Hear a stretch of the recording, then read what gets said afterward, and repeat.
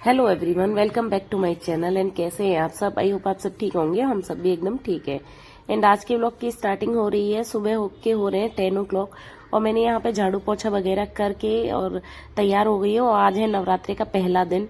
और व्लॉग इसलिए लेट आ रहा है क्योंकि व्लॉग शूट तो हो चुका था, लेकिन एडिट करने का टाइम नहीं मिल रहा था क्योंकि तबीयत खराब हो गई थी उसके बाद मुझे मेरी।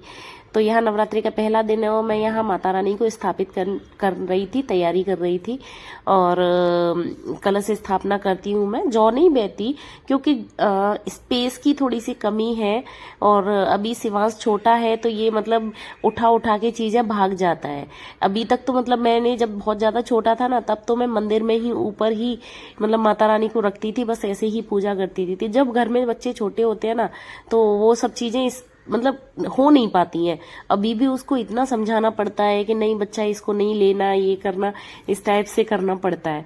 तो फिर यहाँ पे मतलब मैंने चौकी लगा ली थी, माता रानी को स्थापित कर लिया था, कलश स्थापना भी कर ली थी, नारियल वगैरह रख दिया था। फिर ये भी आ गए थे, बोले चलो सब मिलके ही पूजा कर लेते हैं।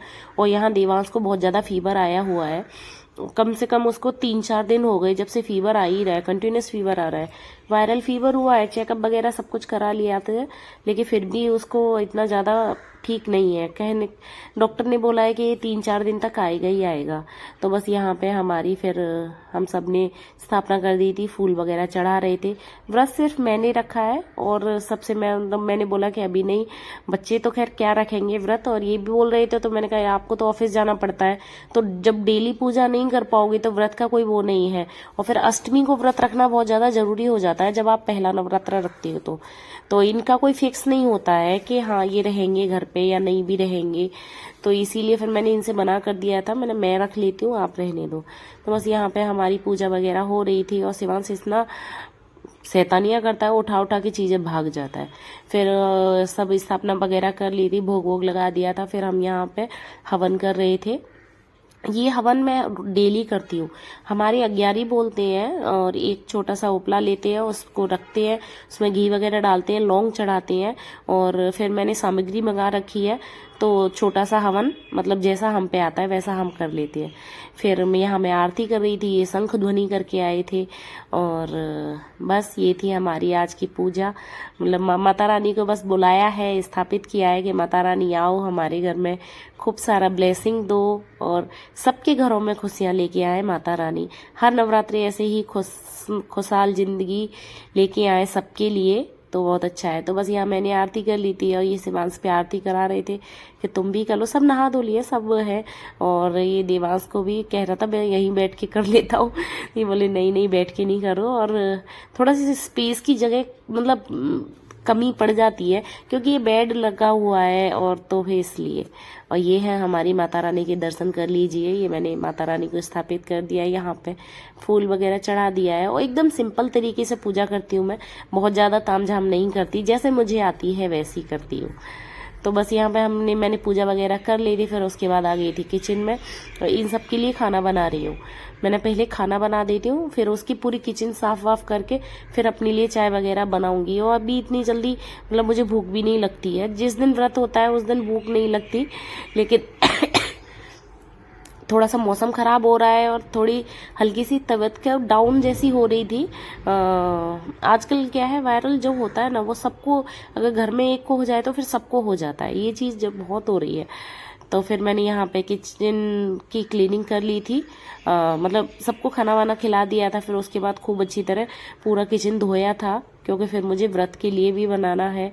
और जब व्रत के लिए बनाना होता है तो बार बार साफ जरूर करना पड़ता है। तो फिर मैंने यहाँ पे पूरी किचन वगैरह अच्छी तरह क्लीन कर ली थी। फिर दूसरा भी मतलब कपड़ा भी चेंज करना पड़ता है किचन का कि हाँ। तो फिर यहाँ पे सब नहा लिए थे तो कपड़े भी हो गए, तो मैंने सोचा ला मशीन भी लगा ही देती हूँ, जब तक धुल जाएंगे, वो तो 1 घंटे में धुल जाती है कपड़े, फिर तो सुखाना ही होता है। Hello everyone, happy Navratri to all of you. And आज से नवरात्रि चालू हो गए हैं और मैंने पूजा वूजा कर ली है।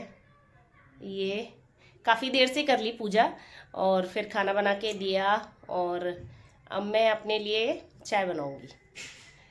तो बस आज सिंपल सी पूजा की है मैंने, बहुत सिंपल सी, क्योंकि बच्चे दोनों के दोनों बीमार हैं, बहुत ज़्यादा बीमार हैं, मतलब फीवर आ रहा है उनको। और वायरल फीवर है तो 2-3 दिन तो रहेगा। तो बस इसीलिए जल्दी जल्दी ऐसे ही पूजा कर ली है। एकदम सिंपल सी चौकी लगाई है। एक तो जगह नहीं है, स्पेस नहीं है बिल्कुल भी यहाँ पे, तो छोटी सी ही चौकी आती है और कुछ आता नहीं है यहाँ पे तो बस यहाँ पे ये चौकी लगाई है और किया है। फिर आ गई थी मैं किचन में और यहाँ बना रही थी चाय। चाय सिंपल नहीं ले रही हूँ, इसीलिए ये चिप्स बनाए थे अभी हाल फिलहाल में, व्रत के ही पूरे चिप्स बनाए थे तो उनको तल ले रही हूँ मैं। क्योंकि चाय सिंपल ले लो ना तो फिर एसिडिटी की प्रॉब्लम हो जाती है, और मुझे तो वैसे ही नॉर्मल में भी एसिडिटी की प्रॉब्लम है। तो फिर मैंने चिप्स तल लिए थे और यहाँ पे मैं चिप्स का भोग लगा रही थी माता रानी को।